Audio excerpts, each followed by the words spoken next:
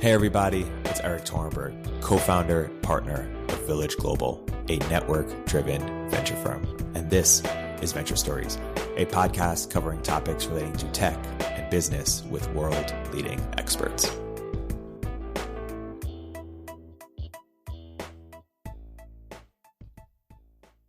Hey everybody, welcome to another episode of Venture Stories by Village Global. I'm here today with very special guest, Taylor Pearson. Taylor is an author, entrepreneur, and investor, and we're here today to talk about markets are eating the world. Taylor, welcome to the podcast. Yeah, great to be here, Erik. So Taylor, why don't you give before getting into the thesis, why don't you give some quick background on how you came to the thesis and how you got excited about it in the first place? Yes, I think that was thinking about sort of how the markets are eating the world idea starting to get into my head. Really, I think part of it was, 2008, sort of the financial crisis and all that was a very formative event on me, just in terms of sort of understanding more how the world worked. I had, no finance background at that point, understood basically nothing about markets, and was sort of, in lifetime trying to understand what was going on there. And I think, like many people, of our generation, sort of felt like this wasn't like the fairest shakedown, and there was like lots of backroom sort of dealing going on. And so I think the kind of idea of just individual agency and giving people more sort of control and freedom, whatever words you want to use, sovereignty, sort of became important to me. And I saw that was lacking in a lot of ways. And so I think that was sort of the impetus. I think I wasn't a tech person in high school or college or anything like that. And so I think part of that, starting to see the role of markets on the internet, what markets made possible there. I think the idea of software eating the world, internet eating the world, started to see the idea of the possibility of being able to start a small business, run a small business, or start a startup, and sort of how that was technology enabled in a way that gave sort of more agency to individuals seemed really, really powerful to me. And so that was my previous book talking about that trend. And so I've kind of been continually fascinated by sort of how technology enables or can enable agency, greater self-sovereignty for individuals. And your previous book, of course, End of Jobs, which you wrote a few years ago. Yeah, that's right. Before we get into markets in the world, when you talk about sort of the main thesis of that book and what's happened since that book was written, like how would you write that book differently today? So the basic idea was that the internet has changed the possible space of careers, and it's really broadened it in a lot of ways. So, so I can sort of tie this into the idea of market treating the world. One of my first jobs out of college, I worked for an e-commerce company in California that we manufactured in China. We had a web team in Asia and Europe, Southeast Asia and Europe. We had an office in California. We had distribution across North America. And this was like, at the time I joined something like a 12 or 15 person company. And that was just like really fascinating to me that a company that small could operate at that scale.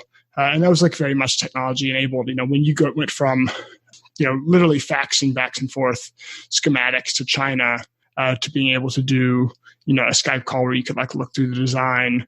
That was like a huge deal. Minimum order quantities in China for manufacturing have come down sort of dramatically over the last 10 or 15 years. So it's kind of the idea, you talk about this, like the long tail that was enabled by the internet, sort of these new platforms that enabled these new small businesses. That sort of dynamic was what I was looking at, and kind of how people can take advantage of that and adjust their careers accordingly.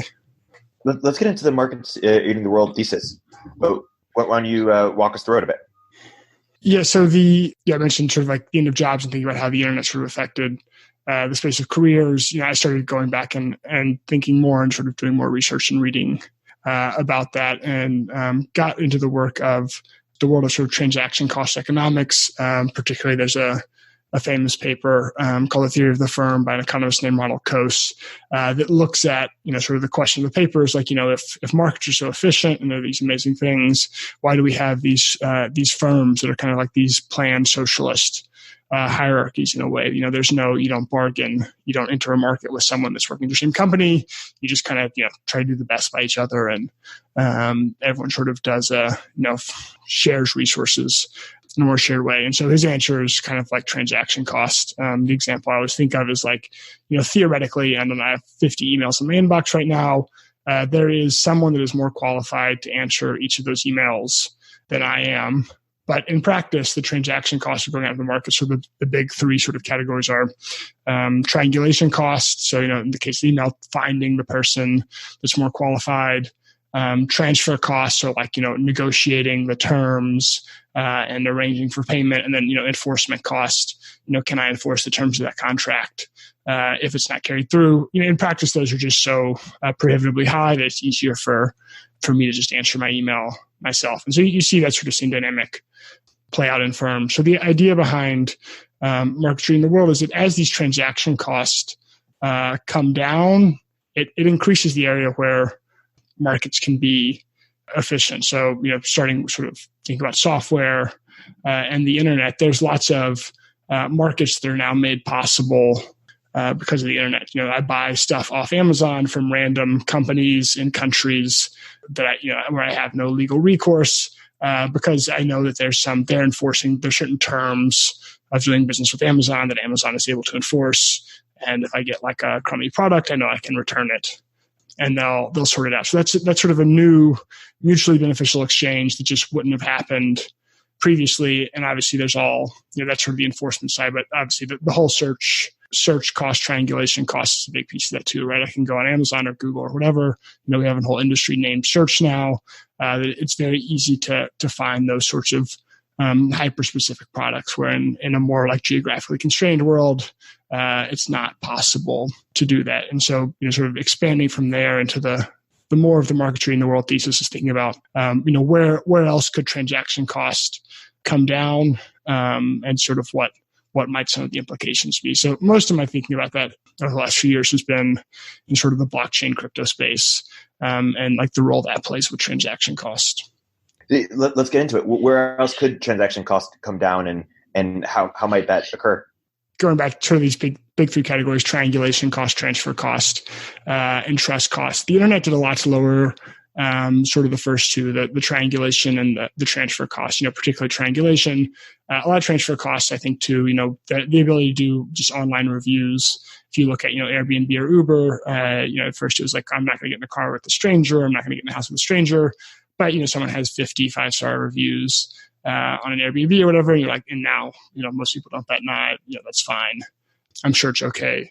However, you still had that sort of trust component. Do you trust whoever the third party is that's sort of overseeing that transaction? So I think one of the many interesting things about Bitcoin as sort of the first public blockchain cryptocurrency was that you were able to get that trust without having sort of a single or small group of trusted third parties that you were relying on. You were able to use a combination of cryptography and economic incentives to establish trust without having that sort of third party risk. And so I think that opens up some new areas in terms of the impacts of markets. So like just to start with Bitcoin, you can have two people, someone from Albania can send money to someone in Nigeria, and they are able to enforce the terms of that contract in this, whatever, simple spot transaction or simple Bitcoin transaction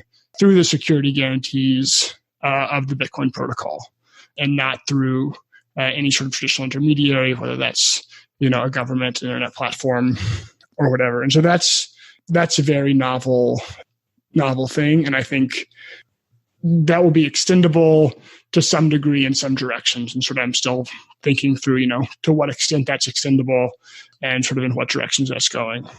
Let's say more. What directions is it going, and what could that look like? Yeah, so I think the DeFi, decentralized finance kind of whole thesis is interesting, which is basically an extension of that, right? It's like, okay, we can think of a Bitcoin transaction as a very simple contract, or a very simple smart contract. If I sign this transaction with my private key, then send the transaction to whatever the other public key or address that I specified is. And so I think the idea with, maybe start, if you think about like a multi-sig transaction, is just like a slightly more complex version of that, where you're able to sort of enforce a contract in a way that you couldn't do previously. So, like, for example, if you had you could have a Bitcoin multi-sig contract that functioned as sort of like a will, that if, two of the three heirs signed the contract, transfers the assets to the other person. And that's not reliant upon, again, any sort of like trusted third party, right? You're relying on whatever the security guarantees of the Bitcoin protocol are. And so I think the DeFi thesis is sort of like the next step in that. I think Uniswap is an interesting example I've been thinking about lately, that, it's an exchange. It's a decentralized exchange. It sort of made a market there without requiring sort of a trusted third party to oversee it. And so, what does it look like, or in what ways, is that market extendable, where people can start to build on top of the Uniswap protocol, and they can trust that, sort of the rules aren't going to get changed. There's no one to sort of pull the rug out from under them or change the terms of how that contract is written. I think my questions with DeFi and sort of these more robust smart contract protocols in general is just, related to security, that when you have stateful smart contracts like Ethereum smart contracts, as opposed to stateless smart contracts like Bitcoin, you have a lot more sort of eventualities. Those, the potential outcomes are much more robust. And so it's a lot harder to control and manage for all those. So I think how that evolves over the next few years, I think will determine a lot of sort of the extent to which that happens and sort of at what pace. Can you explain, for the audience that may not be familiar, the stateful Ethereum example versus the stateless Bitcoin example, and how you think that could play out? I'm not a technical person, so I get it a little over my head. My understanding of it is, Bitcoin contracts hold no internal state, and so you tend to have fewer possible outcomes, and so it's much easier to sort of evaluate the possible outcomes of that contract. I think like the example of stateful smart contracts, when we think about Ethereum hacks, is, like no hack per se is actually a hack, right? The smart contract always behaves precisely as the smart contract was written. In all the cases that we call hacks, like the DAO hack that happened, the parity bug, it was actually just that the person writing that smart contract did not understand all the possible, nor all the people auditing it understood all the possible eventualities for how things could play out. And so you got an outcome that no one actually that entered in the contract thought that was a possible outcome or wanted that as an outcome. But the level of complexity there was just so high that you couldn't really effectively sort of audit it. So I think, the extent to which that becomes, people become better at writing and auditing those contracts, and whether the security guarantees of the underlying blockchain are enough to sort of enforce those contracts, or, if we end up in a world that's more focused on sort of stateless contracts, where you don't have sort of the robustness in terms of all the different functionality, but you have a lot stronger security guarantees. And I guess that's my bias more, that, less, if you're using a blockchain, what you really want is you want that security guarantee. And so most people, in most cases, you're willing to give up some, or you're not willing to give up the security. You're willing to give up some sort of functionality or robustness. What's going to determine which approach becomes more mainstream? That's a good question. I'm not sure. I mean, I think if a lot of these sort of DeFi protocols grow larger in terms of the assets under management and appear to be robust, then I think they'll that certainly, I guess the way I think about it is in terms of an idea called the selectorate spectrum. So there's a political economist named Bruce Benedimosquita. I think he's at NYU. And he has a very funny book called The Dictator's Handbook, which is sort of a tongue-in-cheek how to be a good dictator. He develops this idea of selectorate theory, which is basically, if you want to be a good dictator, what you want to have is you want to have the smallest possible selectorate, or the group of people that sort of exert power over you. So if you're a dictator, what you want to have is you want to have sort of 6 warlords, each controlling their part of the country. And then whenever you want them to do something, you can get them all in one room and coerce them or threaten to kill their families or whatever. And the way most constitutional democracies are structured, right, is you have a much broader selectorate. You have, people that are voting. You have, the whole idea of checks and balances. It's much more difficult for a president to come in and sort of coerce the larger selectorate, because it's just harder to coordinate a bunch of people. And so, compared to a dictator, it's sort of much easier to engage in that coercion and get people to do what you want them to do. I think what this sort of selectorate trade-off is, you get sort of trust, or call it robustness on one end, and efficiency or functionality on the other end. So if you're a dictator, you can just get a lot more done because you don't have to deal with people sort of complain in the United States about how little Congress gets done and how nothing's effective. And in a sense, that's by design, right? Nothing gets done in sort of the negative way as well as in the positive way. It's equally inefficient in sort of every direction in a way. Whereas, dictators can be much more efficient, though, historically less robust. That efficiency can be, positive. If you look at Singapore and Lee Kuan Yew and sort of the economic development happened there, that probably wasn't feasible if he had less power. That you probably needed sort of a centralized power structure in order to make that happen. So I think that's sort of the same trade-off spectrum you get with smart contracts, where on one end you have sort of more robust, more secure, more trustworthy, where there's sort of less possible outcomes, and on the other end you have more efficiency, more functionality, but sort of at what cost. So I think it's not clear. At some point along that spectrum, for any given use case, it's presumably some sort of optimal trade-off point, but I'm not sure what it is. So yeah, I think the analogy I think through sometimes is if you have a nuclear power plant, you want it to be extremely inefficient and extremely robust or secure, right? So you have a backup generator to the backup generator to the backup generator, and the quadruple backup generator costs $20 million and is never turned on, but it's worth it because in the 1 out of a 10 million chance that you get to the quadruple backup generator, you don't want it to melt down the nuclear reactor and cause Chernobyl or whatever. And then, on the other side, if you look at someone building a consumer web application, it doesn't really matter if there's a bug in your Twitter extension that does whatever, because it's not sort of a mission critical thing. So when I think about sort of money and contracts, those tend to be more sort of mission critical things. So sort of how much security can you trade off in terms of functionality in order to make that robust. So I think somewhere along that spectrum is some sort of optimal point. And I think, depending on the use case and how things play out, we'll sort of see where those points are. Yep. And let's zoom back out and talk about the role of the firm, how it's been viewed historically, in the sense of if we have, if markets are so great, why do firms exist? But then also what this means for the role of the firm looking forward and what the implications there might be.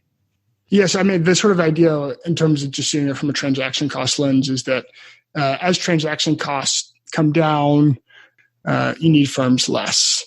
So the sort of transaction cost view of things would be that, as you sort of have transaction costs come down, and you can talk about this, the idea of a lifestyle business on the internet is basically a small business that's facilitated by reducing transaction costs because geography no longer matters. So, you can run a niche, high-end cat furniture manufacturing company on the internet, whereas you can't really do that. There's no city in the world that has enough people that are willing to spend $1,000 on a litter box, a beautifully designed litter box for their cat.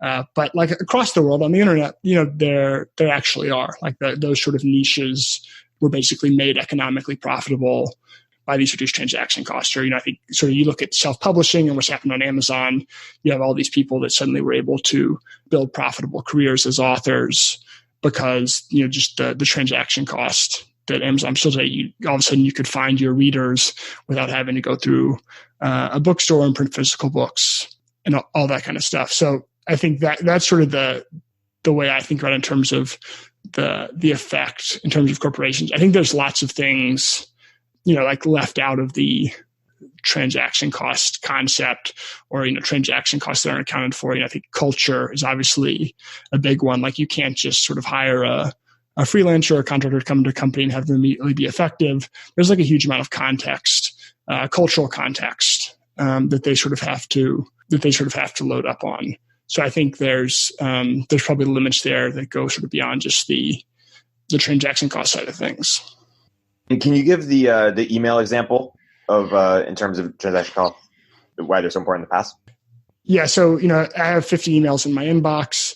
In theory, there is someone that is more specialized and capable of answering each of those emails than I am. In practice, the transaction cost of going out into the market, I'm going to go to Upwork or whatever and try to find that person, negotiate the contract with them, enforce that contract. It's just so prohibitively expensive that either I answer it myself, or people answer the email themselves, or, at some point, maybe you hire an executive assistant or someone that's full-time to manage that. And even though they're, maybe they only work 75% of the time, it's still more efficient having them have some slack or whatever than it is to go out and sort of engage in having to hire someone from the market and pay all those transaction costs.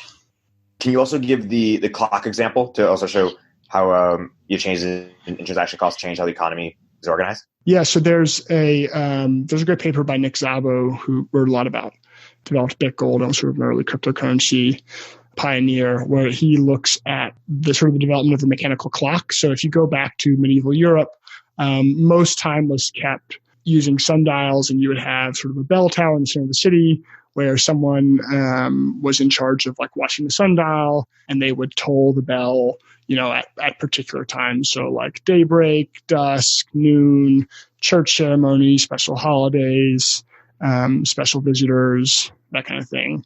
The challenges with this are, one, you couldn't divide it into that many ways, right? We want to organize a call, or we want to organize a lunch meeting. You can't have the belfry toll every little individual thing. You need to have sort of a more personal measure of time. Two, sundials are sort of notoriously not particularly accurate.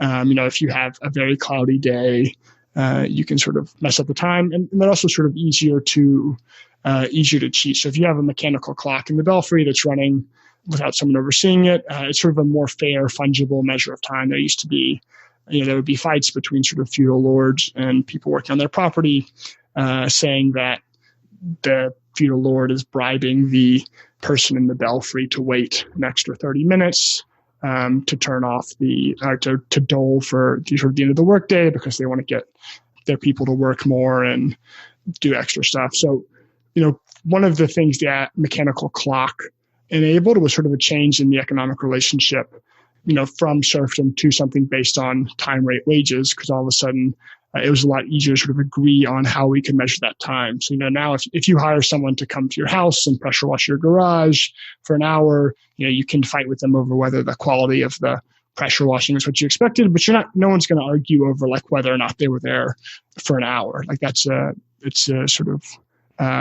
a clear agreement on that sort of fairness of the time. And so the ability to then sort of use promotions, raises, and firing to incentivize employees, and employees having the option to be able to move to other jobs, trade their time to someone else if they think they can get a better deal, all sort of necessitated having this sort of fair, fungible measure of time that the mechanical clock facilitated.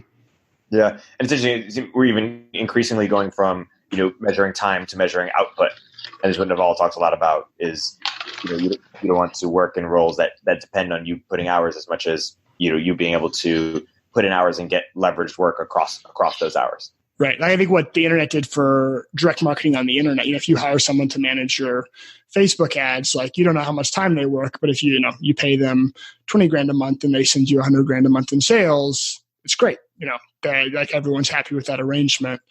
It's like a great ROI. Maybe that takes them 2 hours a month. Maybe it takes them 40 hours a month. No one really cares because it's very easy to track precisely sort of what their contribution is. And that seems to be happening to sort of more and more jobs. I'm curious, this, of course, the phrasing is inspired by Marc Andreessen's phrase, software is eating the world. Obviously, there's a lot of overlap. What are the overlap and differences between these two ideas? Like, are they synonyms? Could Marc have said in 2012 or whatever, markets are eating the world, and it have had the same, implications? Let's go deep on that. Yeah, I guess I see software eating the world as an example in which markets are eating the world. I guess particularly like software platforms, right? Like the idea of a marketplace is like a very clear idea of a market eating the world, that you're able to make a market in an area where you couldn't previously make a market because transaction costs were too high. Like Upwork as an example, the fact that they're making a market. It's a marketplace. That's literally what they're doing. But I think sort of like the idea of market treating the world, as I sort of have started thinking about it, is broader than that, in the sense of like you can go back very much like pre-software, and this trend was still going on. The role of markets in, say whatever, 1960, 1970, before software was really very widespread, was like still pretty significant. So, like in a way, like specialization of labor was sort of the first example of market treating the world. And now you have all this more highly specialized labor that's evolved over sort of the culture of the Industrial Revolution. People are engaging in trade with each other, and that's making a market, and that specialization is more economically advantageous than having everyone make all their own clothes and grow their own food and all that kind of stuff. And then I think going beyond market treating the world, going sort of beyond software in the world in the future, obviously like marketplaces are an ongoing thing, and I'm sure like the role of marketplaces will increase over time. But also sort of other examples of market treating the world, I think talking about Bitcoin and cryptocurrency and smart contracts and all that. I think that's another example, which is maybe sort of tied into the software eating the world idea. And then, also sort of what that facilitates more broadly. I mean, the term market treating the world, that was coined by Patrick Friedman. And I sort of borrowed it with his permission. But he's done a lot of work on sort of seasteading, special economic zones, ways in which sort of markets are getting introduced into markets for governance effectively. Let's get into that, but just to close the point, is markets eating the world a subset of software eating the world, or vice versa, or? Yeah, I see it vice versa. Software eating the world is a subset of markets eating the world, but it's probably the subset that is most relevant to our times. Right, and in some ways also software eating the world. Like not all software is markets, or is it? Like there is some of the software eating the world not market based, or is that not the case? Yeah, it's cool. I mean, certainly, yes. Like, whatever Microsoft Word or Excel is like does not create that's not a marketplace or whatever. But obviously, like those are widely used software applications. So yeah, I think there are certainly ways in which like software is in the world that's not necessarily an example of markets. But yeah, I'd have to think more about that. I haven't thought deeply about it. Right. Let's get into the role of governments here, because you talked about sort of the role of the firm. What is the role of governments here as it relates to markets and markets eating the world, and how might that evolve? So, like, historically, the role of the justification for sort of government intervention in the economy is like some sort of market failure argument. So like the three major ones that I'm aware of are sort of like asymmetric information. One party knows something that the other party doesn't, and they're withholding it. And so you need some sort of regulatory agency, like the idea. I was reading a bit about the Securities Act of 1934, which was like mainly pushed through by senators from rural districts because, farmers were basically getting sold all these like scam snake oil things, and were like losing all the money that they'd saved up from their farms. And so, there's sort of like a principal agent problem here where, the farmer didn't really understand what was going on, what exactly they were buying, and they were sort of getting fleeced out of their money. Others, like some form of externalities. So like, pollution being the most common example, right? Like a factory could be profitable, but they're only able to be profitable because they're dumping, toxic sludge into the river. That's not being accounted for, by the market. And then the third one being some form of like market power, like monopoly, maybe Standard Oil is the best example, but basically some companies able to have so much of the market share that they're able to drive everyone else out of the business. And there's sort of like no competitive dynamic to keep that firm in check. So I think that when I think about sort of like what the role of government is in markets that make sense, those are sort of the three major ones. And how do you expect that to evolve in a world where markets continue to eat the world?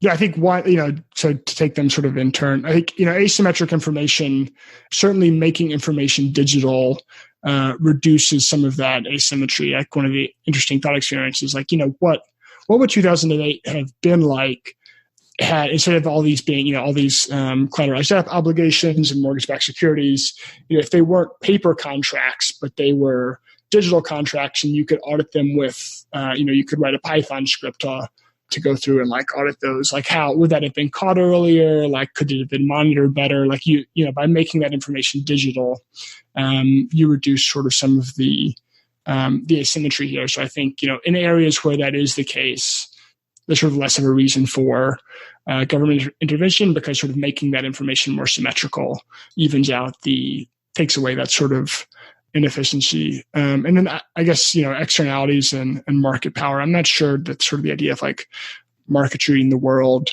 affects either of those so much. I think going back to the idea of special economic zones, or just like call it competitive governance, as sort of more and more people, or assuming more and more people sort of take advantage of that people are willing to sort of like move jurisdictions, you get sort of some increasing level of competition between governments, that if someone is able to leave one country and move to another country, then those governments sort of start to compete. And again, like I think making things more digital makes that possible. The example I was thinking of is like Henry Ford's factory in Dearborn, Michigan. He couldn't like pick that up and move that to another country.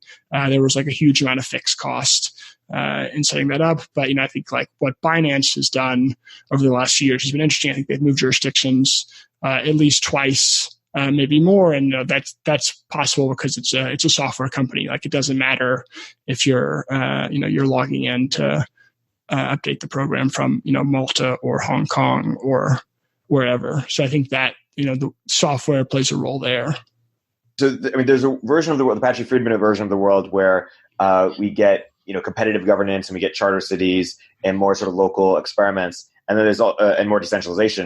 And then there's also the China view of the world, where it's the exact opposite. It's increasing centralization, increasing surveillance. Talk about the two competing visions and how that could play out. Yeah, I'm not a China expert. I've been trying to get up to speed more and more and sort of understand. I guess the way I sort of think about that dynamic is, at the end of the day, like what kind of drives history. I would say sort of my view is that I would call myself something like a soft technological determinist. So I think mostly it's technology that drives history. And so if you can sort of look at the logic of the technology and play that out, that those are sort of the way trends will play out. I think that the Chinese view is more something like cultural determinism, that fundamentally culture is what drives history. And Chinese culture is, if you go back even 2,000 years, my understanding of sort of the doctrine of like legalism in China sort of talks about, Chinese have had very strong central states for a very long time, at least going back a couple thousand years, certainly with periods of weak central states. And so, to what extent is that sort of ingrained in Chinese culture, and how powerful is that, and how does that sort of intersect with the technology? Yeah, it's not clear to me exactly sort of what that looks like. I think if you went back 10 or 15 years ago, like you had lots of people that were saying like, oh, China's not letting all these companies into, across their borders, and, they have their own version of Twitter and all that kind of stuff. And that's going to hold them back technologically. And like, that doesn't really seem to have happened. You can't run the Monte Carlo simulation of like how it would have happened differently had they done it. But certainly like China has made pretty significant advances in terms of, its tech sector and technology companies. So that's the way I think about the dynamic, though I don't really have any clear idea of how that dynamic plays out. Could you say that the U.S. is just as culturally driven as China, except it's culturally driven in the opposite way, which is towards democracy, towards globalization, towards sort of this ever-inclusive and decentralized approach? Yeah, I think you could. I guess the person I think about when I sort of think through all this stuff is Francis Fukuyama, who was sort of most famously wrote a paper when the Berlin Wall fell called The End of History. But I think 2010, she published sort of a 2-series book. The first one's called The Origins of Political Order. And he sort of looks, he directly compares sort of the Chinese system versus the English system that eventually became the American system. And you can go back, certainly 1,000 years, probably longer than that. And, by the English system, the cultural system, the idea of, common law and that evolving over time, even compared to like continental European law it was much more decentralized. It was much more focused on the individual.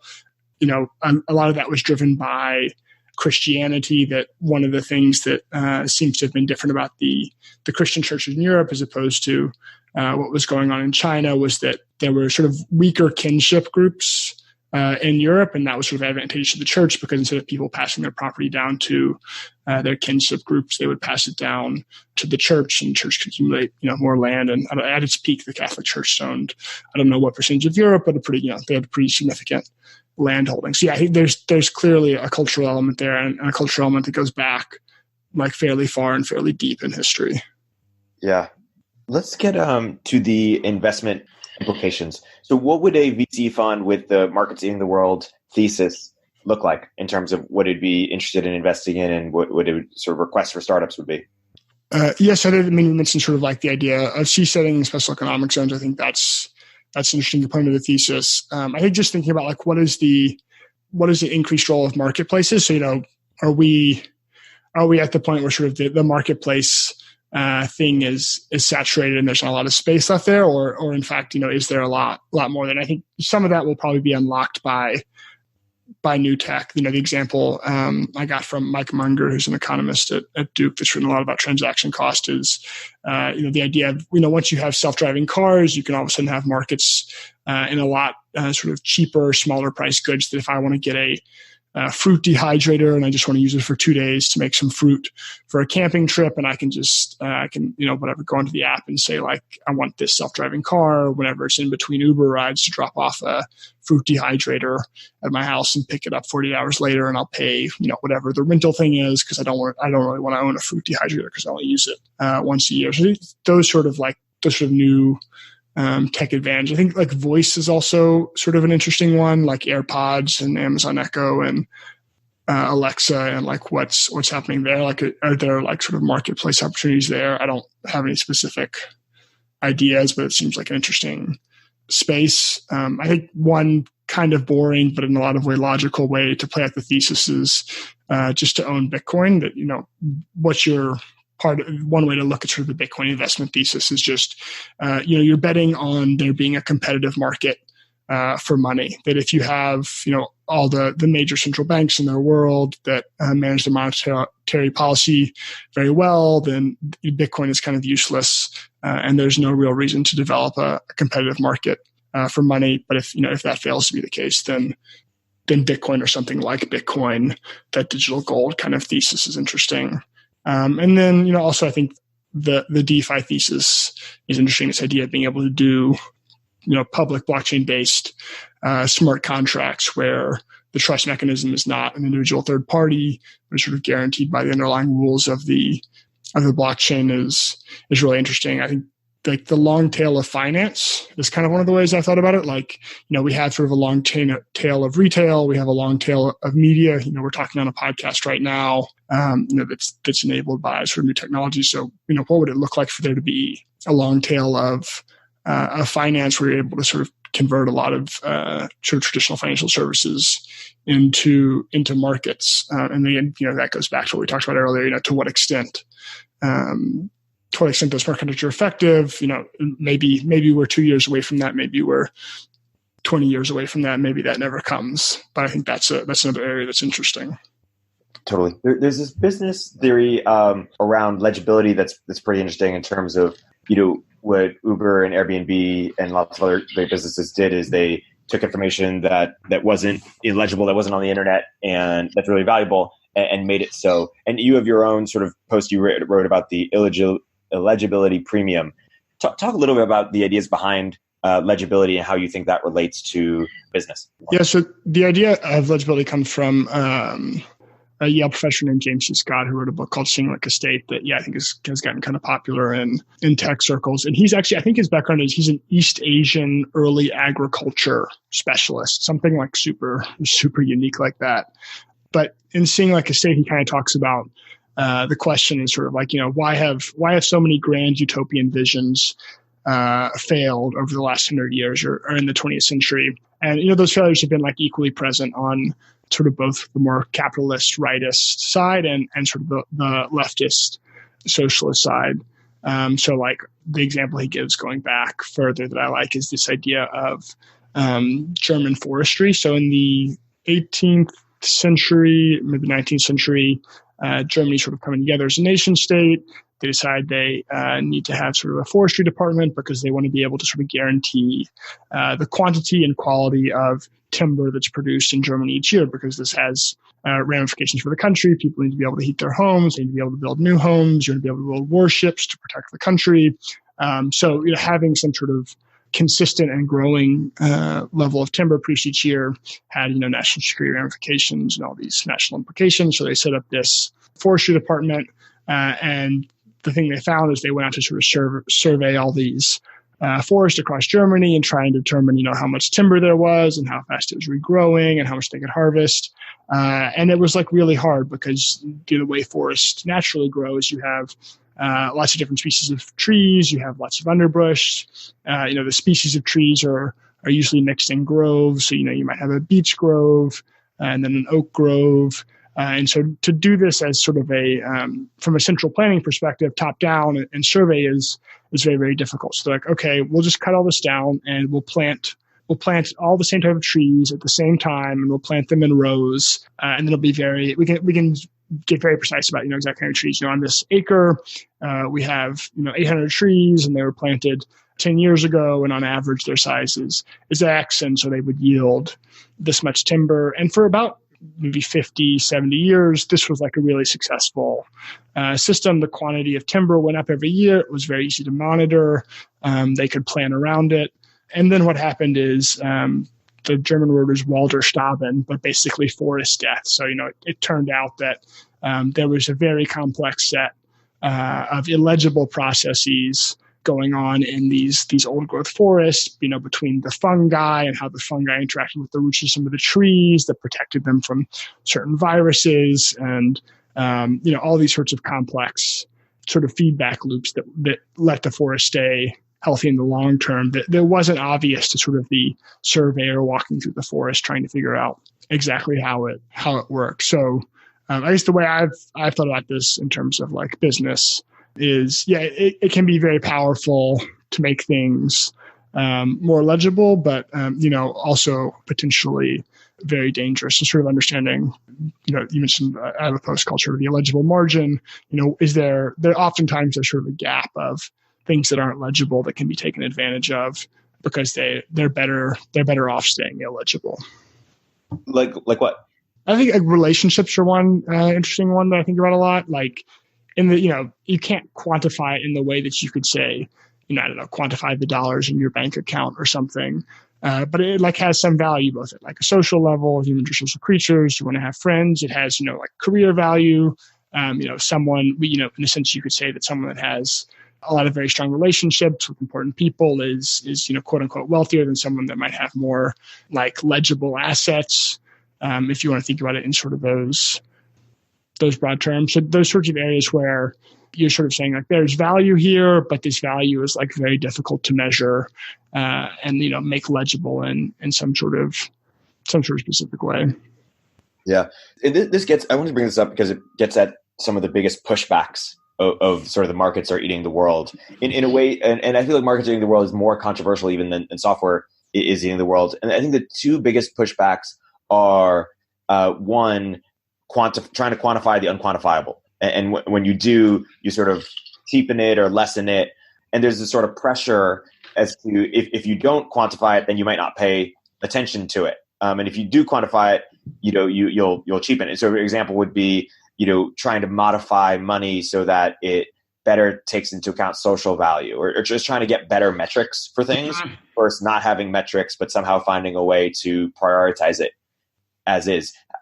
How do you think about that? That it shows up in and this relates to the other pushback people have in markets eating the world, which is it's impossible to internalize all the externalities. So some place where this shows up is things like education. So you could have ISAs, in education, which people are sensitive to, and ISAs in general, because what does it mean to value a person as if they are on the market, so to speak. But then in education, you might only value things that help for a career, and you might not value sort of things that are spiritually enhancing or knowledge for its own sake. So how do you get at some of these challenges in terms of internalizing externalities and also trying to quantify the unquantifiable?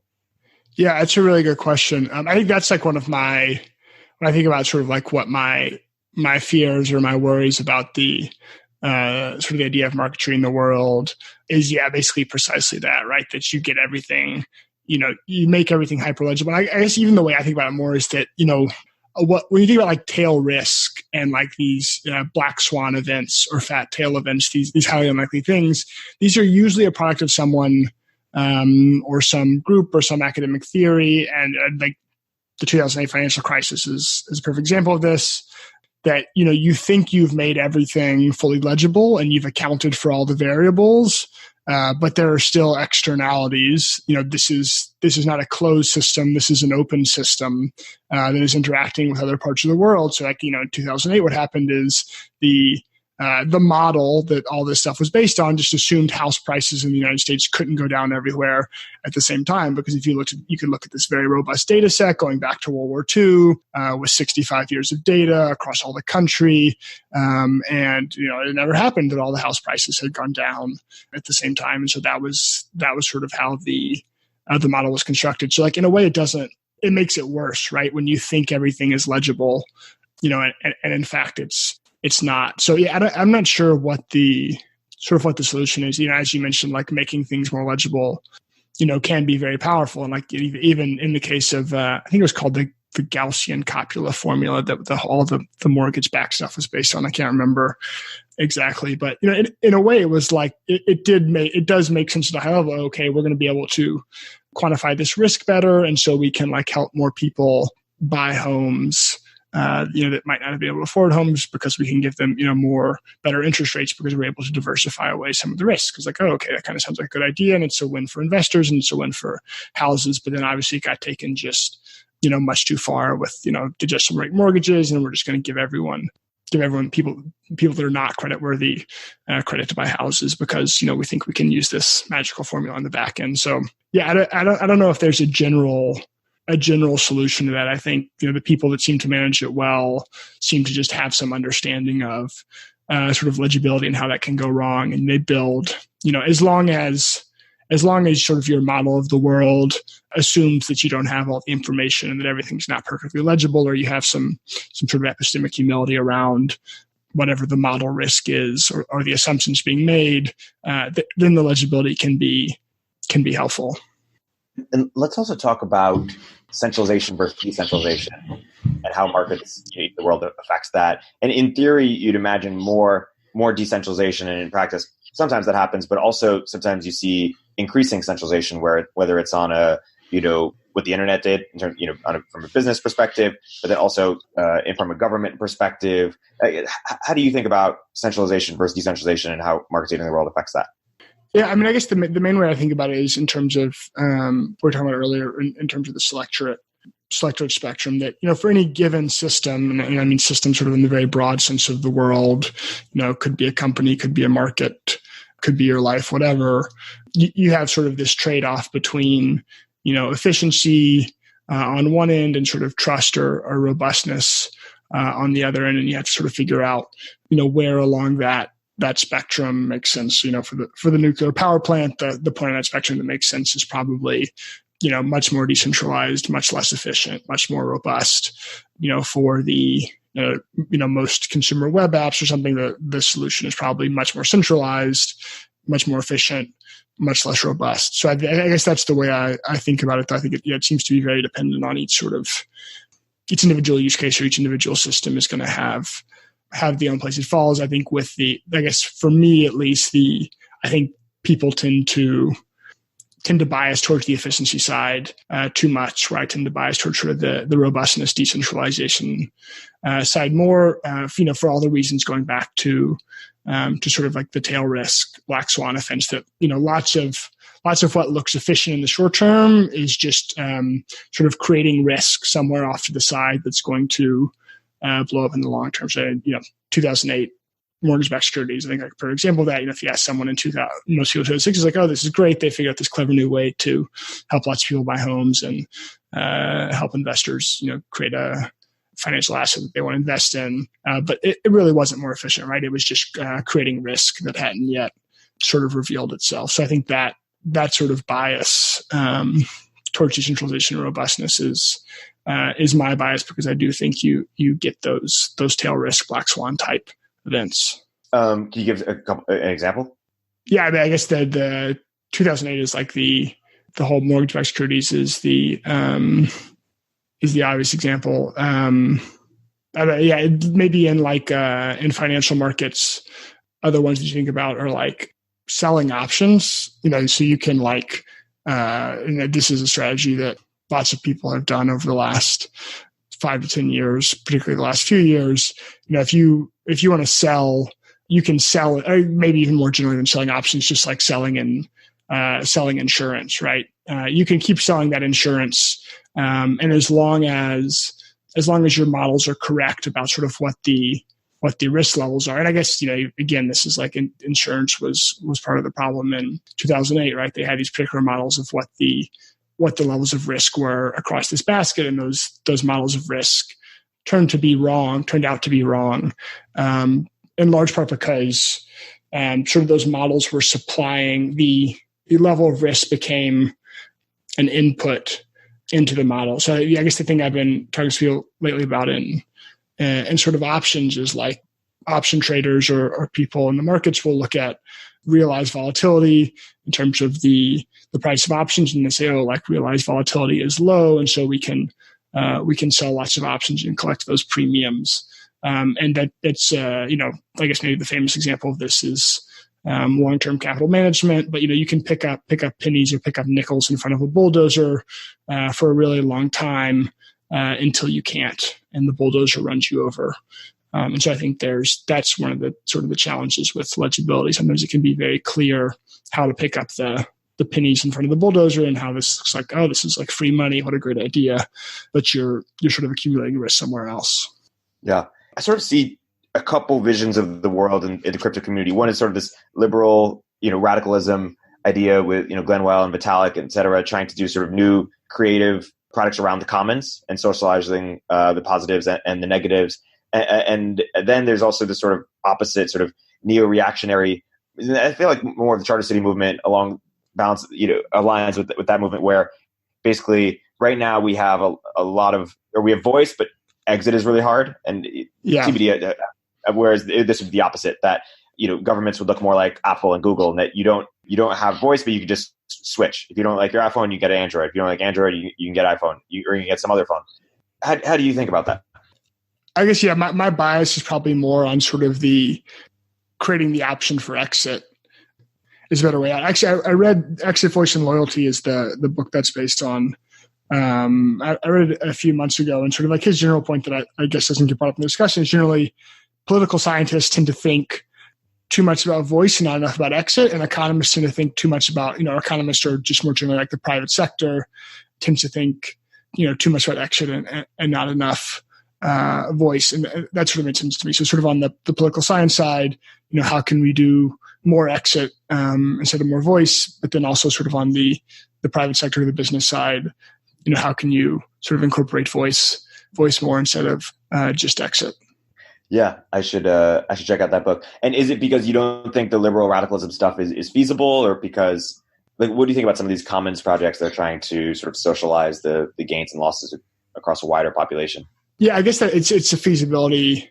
A lot of this stuff sounds good in theory. I guess I always have sort of like legibility concerns about sort of like both ideas of the things, because obviously, like, if now we think we've accounted for all the externalities, we've socialized the gains or whatever, but you don't always do that. And then I guess that's just like my sense about sort of like the nature of human nature and politics is that, like, once the nature of these systems is to become more centralized over time as a way for people to consolidate power, and like that's the clear trend. So like a lot of these things sound very compelling in theory, but like it's not clear like why, like the idea of sort of I think it's the harbinger tax, right? That you're gonna, like, everyone sort of like publishes, you put a price for any real estate you own, and then at any point, over the course of a year, you have to pay taxes on that amount, and then someone can come buy it, right? So you're incentivized. Well, okay, I want to put a high enough number that, like, so I don't want someone to come buy it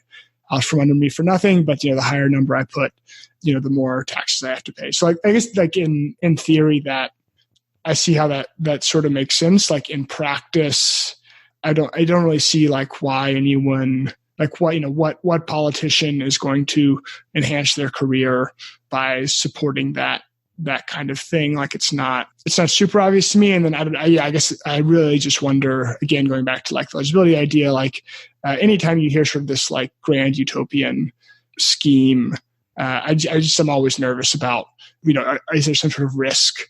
Are there some sort of like externalities being created here that are actually being made worse by this than sort of the present system? So I guess I'd be interested to see this stuff tried on very, and I think this is what's interesting about sort of the special economic zones and charter cities and all this, is like trying these things on like hyper local scales where things can go badly in small ways, as opposed to trying them on massive scales.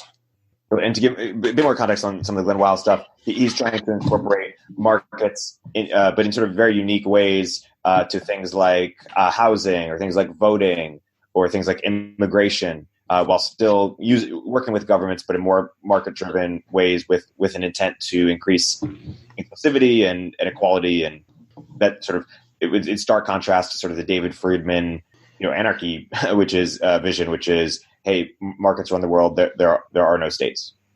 Yeah, my question is always just like, how do you measure it, and who defines what fair is? And that's a very hard problem to solve. And when you solve that problem politically, it rarely seems to work out well. Right, and because politics has market failures of its own. Right. And do you want to get into what those are really briefly? The market failures of politics, or the like you mentioned a little bit, CO2. Like I guess the structural failures that governments or politics bring, the principal agent problem as it relates to it. I think it's probably shaped my thinking most on this. There's a book, it came out relatively recently, called Democracy for Realists. I forget the author's name, political science thing, but sort of goes through sort of very, very data-driven sort of examination of like how democracies actually work. And basically I think the general, he calls it sort of the folk theory of democracy idea is like, oh, well, if we just give, more power to the people, we sort of increase the democratic surface area, we'll get, better outcomes. People will vote for their interest, and, everyone will sort of be better off, and this will be a fairer system. And like in practice, basically what he says is like the main things that drive, electoral outcomes in a democracy are, one, like the state of the economy, and two, identity politics and whether, people relate to, whoever the person is. So it's something, if you go back and you look at data voting on Catholics were overwhelmingly Republican in the United States leading up to JFK being elected. And then in that election, there was a massive switch where something, instead of having 20% of the vote, Catholic vote go Democrat, it was something like 80% of the Catholic vote, because JFK was the first, major Catholic candidate to run for president, or at least the first that was elected, as far as I know. So, in practice, one of the challenges with even like democratic politics is almost like an information processing problem. I just add the amount of energy and time it would take for me to fully understand all the issues, related to the people I'm voting for. Is huge. Like there's just no way. And so, you get this principal agent problem where, the politicians aren't necessarily incentivized to do the right thing, if voters knew all the information, because in practice voters don't. And would be very difficult for them to fully understand it. Totally. And I want to close with sort of just touching on some of the biggest critiques of markets eating the world from a macro perspective, or the biggest sort of questions that people have. One is, when markets eat the world, what does that mean for values that aren't quantified by the market, like things like community, things like connection, are values otherwise? Adam Smith said that capitalism would only work with very strong moral fabric. And so how do we have that, or how do markets intersect with that? That's one.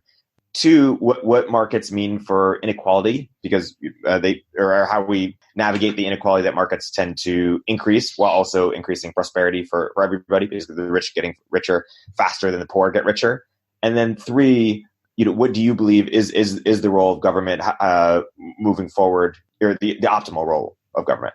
So on the values point, I think that's really hard. I mean, it goes back to what we talked about earlier, and in terms of legibility. And I think there was an interesting, I want to say I read it like in college at some point for a class, and I've been trying to find it and I can't, but it sort of talked about that people who stayed in the area where they grew up tended to have much stronger social ties and sort of more of a kinship, but also sort of a broader community group, but lower socioeconomic advancement. Whereas people that tended to immigrate, I think this was within the United States. If you were born in a rural county in Mississippi and you stayed there, you tend to have sort of more social ties, but lower socioeconomic prospects, and then vice versa. If you immigrated to a larger city or somewhere there's more opportunity, you have greater socioeconomic opportunities, but sort of less of that community built in. And I think that's it seems to be sort of anecdotally true. I don't know. I think that's a very valid concern. It's like not clear to me how that plays out. I guess going back to the way I think about the world is more sort of a technological determinist perspective. And so, I think that, if you think of it that way, that this trend is happening, and, there will be some good things and some bad things that are implications of that. So that seems to be a very individual thing of, how do people sort of like reestablish those communities, and, what sacrifices are you willing to make? Do you, slow down your advancement at your job to take time to spend time with your family or friends or whatever? On the inequality question, I think sort of like similar to like a very sort of wicked problem that I don't have any clear answers to. I like Neil Stephenson, the sci-fi author's books, and I feel like all his books sort of like imagine this, like there's always like hyperinflation and this almost like digital feudalism era of, in Snow Crash, he goes like Mr. Lee's Greater Hong Kong is like Southern California, that like this like Hong Kong billionaire magnate has like bought Southern California from like the bankrupt US government and like now runs it as his like private entity in this like sort of like digital feudal way. So I was like thinking of the idea of like Mr. Bezos's Greater Hong Kong or something. Like is that the way things are trending? And again, I don't have any like great answers to that question. I think that like, the one thing on the inequality, I think that seems to sometimes get missed, at least from what I've seen, is just if you think about market in the world over the last 30 or 40 years, inequality within countries is up.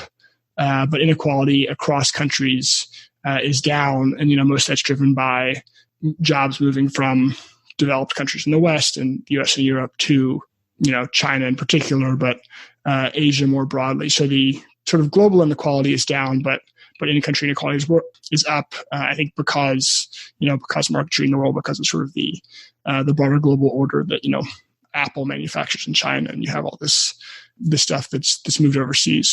Is that good? Is that bad? What are the trade-offs? Certainly many billions of people lifted out of poverty seems like a good thing. And like, do you get that if you don't sort of end up with the moving those sort of like manufacturing roles overseas? Is there a way to get both? I don't know, but that seems like a sticky problem. And it seems like there is probably some fundamental trade-off there that it's hard to get like both pieces of that puzzle at the same time. And then remind me your third question. What do you believe is the ideal role of government? Where would you differ from David Friedman, for example, if at all? Like in terms of prisons, the legal system, things like that. I guess at like a very high level, I usually refer to myself as like a 2/3 libertarian. I think I got that Tyler Cowen. I think he called himself like a 2/3 utilitarian or something. I thought that was clever. And I guess that's the way, like my sort of like default is like, it should probably be done in the market. And that's probably like the good starting point. But there are like, I think clearly some market failures where it makes sense for government to intervene. So like, enforcing property rights, the court system seems like a very sort of fundamental one. To be honest, I haven't thought the whole sort of like anarcho-capitalism thing is a bit beyond me. I haven't sort of thought deeply about that. So I think, there does seem to be some role, a clear role for governments. There are such things as market failures from asymmetric information or externalities or market power. But I think it's hard to calculate the cost of those things. And sometimes the cost of those things, just sort of becomes invisible. I know Peter Thiel in an interview was talking about the idea of like sort of libertarians focusing too much on money and the gold standard and all that kind of thing. Like, would it be better for the economy to move back to the gold standard, or would it be better, to end government power over money, or just to like get rid of, the massive tangled regulation that affects, healthcare, education, financial services, probably leads to like lots of rent seeking without any value being created. And that seems like a very reasonable critique to me. Do you think we'll move in a world that has less sort of dictators or government centralization than we do now, or a world that has more? I don't know. Yeah, in the short term, it certainly seems like things are moving, away from globalism towards nationalism and sort of that consolidation of power in some ways. I don't know. I guess going back to sort of like the idea of digital feudalism, I don't know how you want to. It depends how you sort of like look at that scenario. In a way, there's like lots of theoretically greater exit potential. People can move, but perhaps also I don't know, maybe greater inequality. I'm not sure what that looks like. So yeah, I don't think I have a good answer for that. Yeah, it's interesting. I've read this book a few times, Non-Zero by Robert Wright, which basically says that history has a direction, not just direction, but a moral direction towards more and more progress and inclusiveness and globalization, most importantly. And our options are either globalize effectively or chaos or World War IV. And there's no going back to more local, regional, like 100 Israels or 100 Norways, so to speak. And I'm curious if that's true. I don't know. Yeah, I always wonder. Like, I know that Nassim Taleb and Steven Pinker, I feel like, have gotten in a bunch of Twitter fights about this. But like, I think that's, I guess there's I think that's sort of like the view from the Enlightenment onward, that things are getting better and there's persistent progress.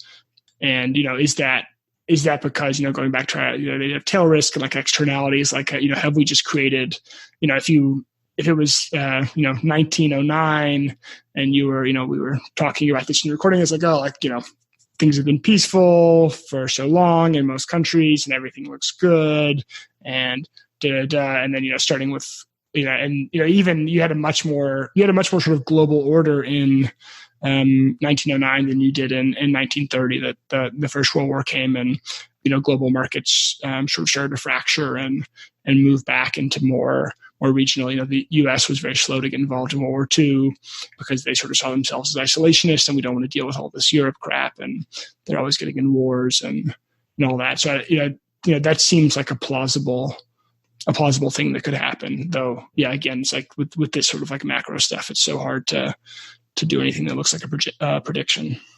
Totally. So what do you think are the, moving forward in the markets eating the world, like what do you think is what are the biggest questions you have or that you think we are going to collectively answer in the year or coming years ahead in terms of how this theory plays out? I guess what I'm sort of watching the most is, just sort of how the crypto space evolves and sort of like what ends up being possible there. Like, I think, I see things could be 2 years away or 20 years away or an eternity away. And it's still not super clear to me in terms of sort of the impact those things can have on markets and, how big that impact is and how soon it comes. I think the same areas I mentioned earlier. I think that sort of the special economic zones and charter cities is interesting, and seems to be a lot of momentum there, or at least some momentum and things trending in that direction. And then, like what is the state of the marketplace on the internet today? Are we at a stage where that's sort of atrophied and you have these walled gardens that have sort of killed off everyone else, or either acquiring or destroying anyone before they sort of can step in, or is there more space to expand there? And do we have any stances on what a framework for look like for when markets shouldn't eat the entire world? For example, healthcare. Obviously, there's a lot of things in healthcare that would benefit from having markets because we really don't have any. But if it was 100% market driven, there'd also be a lot of people who would who would just die or who wouldn't get treated. Any framework for how we should think about how markets should and shouldn't eat the world, something like healthcare? Yeah, I mean, I guess my sense is it's kind of like an economics politics question. Like like the reason sort of Social Security, and I guess you could put like Medicaid, Medicare, Social Security. It's like everyone agrees that they're broken. And I haven't talked to anyone like under 40 years of age that thinks they will see a dime of their Social Security money, because it's just like, that it's incredibly difficult to make the math work out where like all these liabilities are going to be funded. But it's like never, like no one will get reelected by saying we're going to stop paying out your Social Security or Medicaid. So, and I don't understand. I don't know the situation of healthcare and sort of like other countries, but yeah, I guess it seems to be something like that intersection of sort of, politics and economics. Like I think the Social Security, Medicare, Medicaid thing in the United States, like it seems like the can is just going to keep getting kicked down the road until like there's some sort of like crisis. Like there's not going to be any sort of like gradual reform. And I guess that kind of stinks from perspective too. Like it would be better to have some sort of like gradual reform so you could actually continue to provide those services to like people that really needed them and figure out how to allocate those resources more effectively. But yeah, I don't know the politics economics sort of intersection seems to be where it will happen, but I'm not sure what that looks like. Taylor, this has been a fantastic episode for people who want to go deeper on your work, marketing the world and beyond. Where might you point them? So yeah, I have a post called Marketing the World. If you Google Marketing the World, it will pop up. And then at Twitter, I'm Taylor Pearson, ME, and my URL is taylorpearson.me. So either Twitter is usually the best way to get a hold of me. Awesome. Taylor, thanks so much for coming on the podcast. Yeah, thanks, Erik.